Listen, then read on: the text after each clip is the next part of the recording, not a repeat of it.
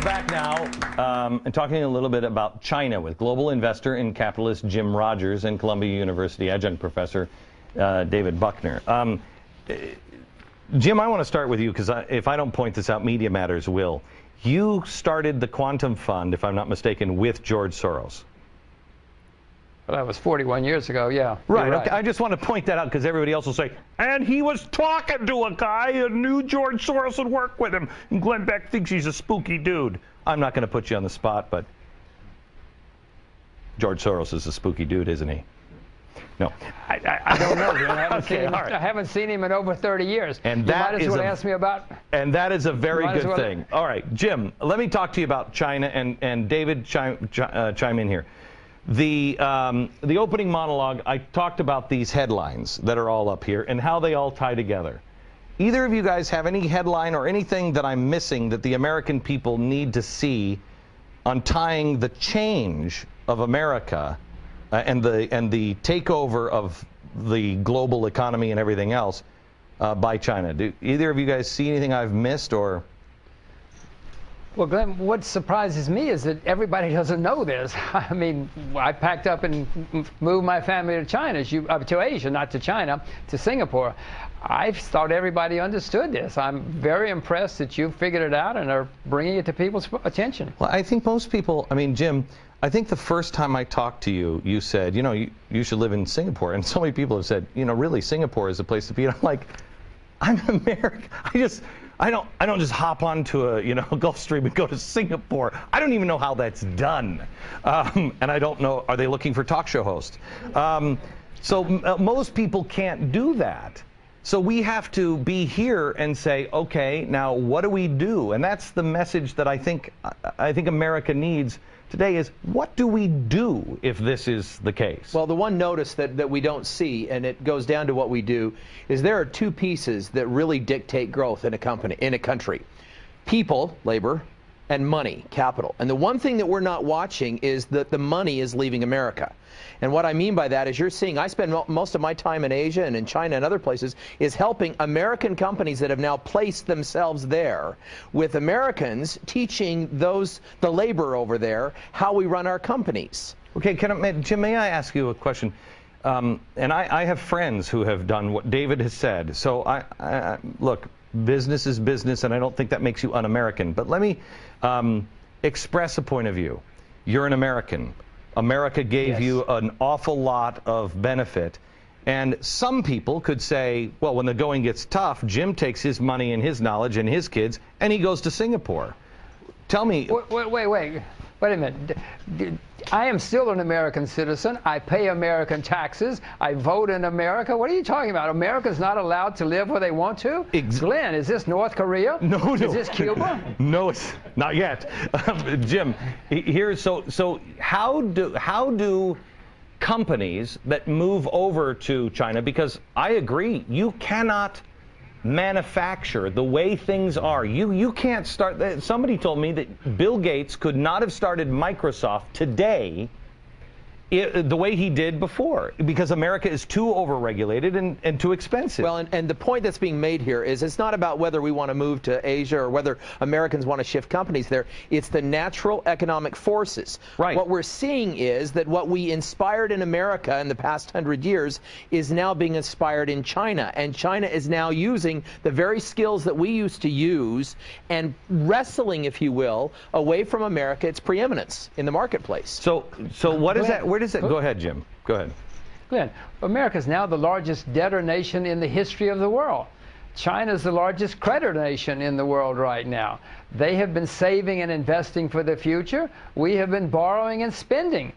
That is success. You know that. I was very impressed with your knowledge of history before. I will tell you that we're going to take a break here in a couple of minutes, and I'm going to come back and I want to show you one piece of history, and I haven't really shared it with anyone, but I think you two could answer the question.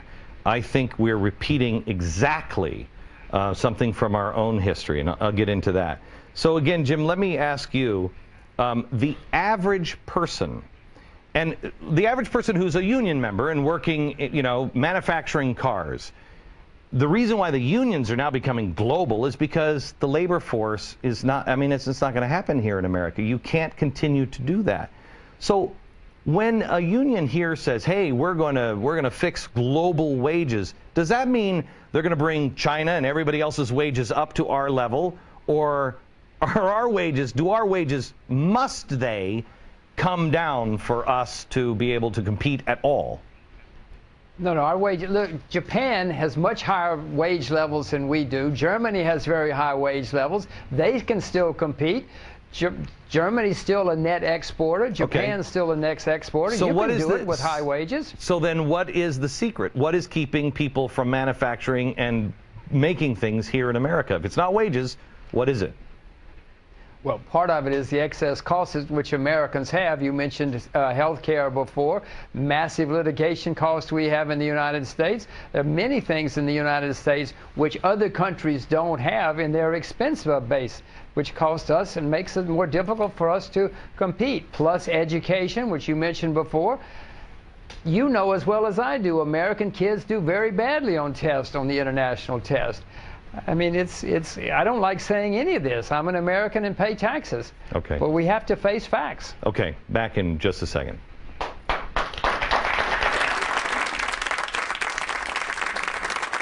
China's now even out-tapping America. Its beer market is now the biggest in the world, worth $30 billion. And with more money to throw around, China's rising class is dropping it on pricey whiskeys and wines. In 2009 alone, the Chinese spent $80 million on bottles of scotch. They're even acting like Americans now.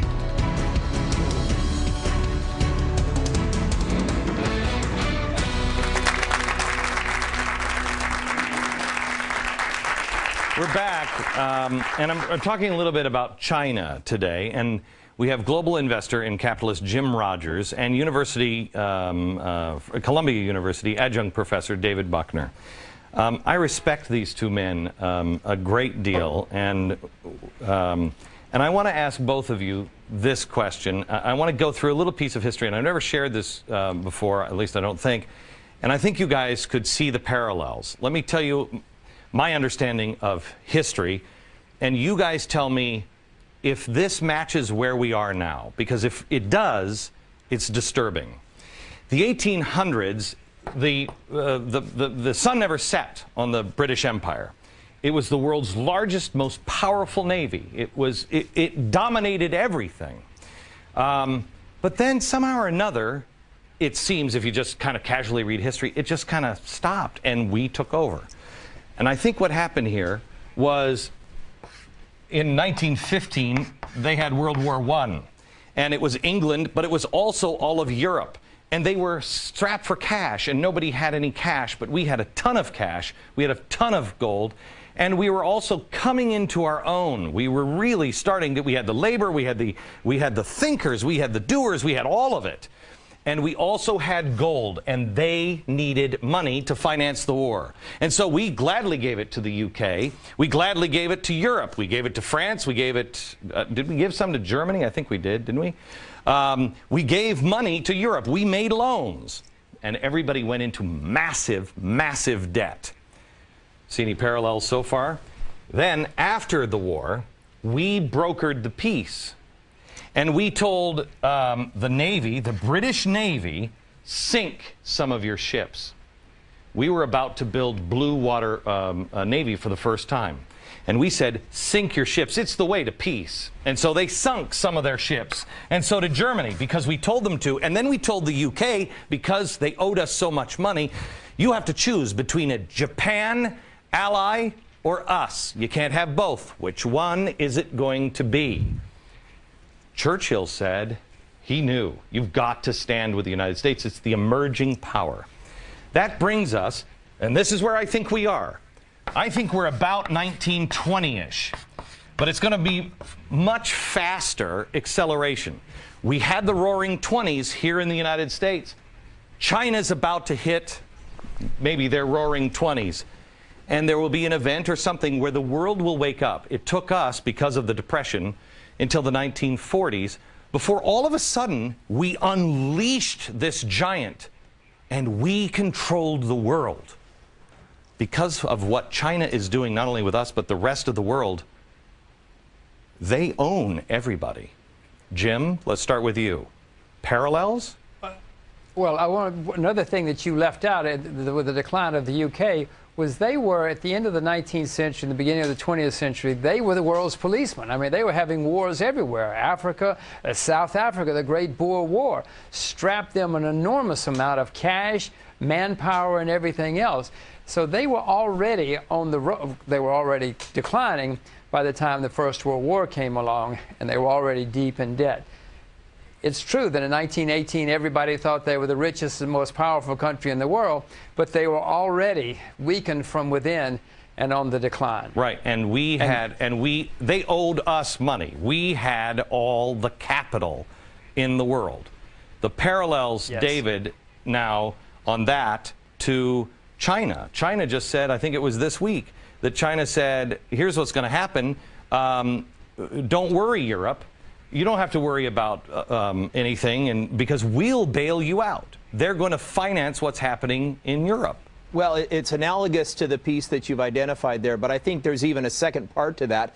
When you look at what it created in Europe by lending all of this money and then having them owe us, similarly to China and the United States owing them, that was the beginning and the seeds of Weimar. So you're starting to see what happens to countries that owe lots and lots of money, that are not in a position to exploit those factors of growth you've talked about, and that are not in a position to leverage using the economic levers because they're owned. But I think you see that model, you know, exactly what happened with us. You're now seeing it, China being us at that period of time. Jim, Jefferson said you're going to be a slave to somebody who you owe money to.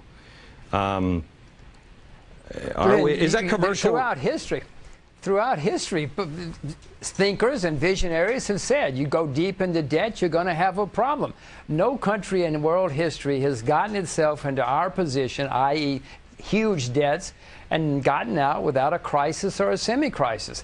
Again, I don't like saying it, but read history. Nobody gets out of something like this without a problem. Okay, so now let me go there, because I want to start right what Jim said, but on the positive side.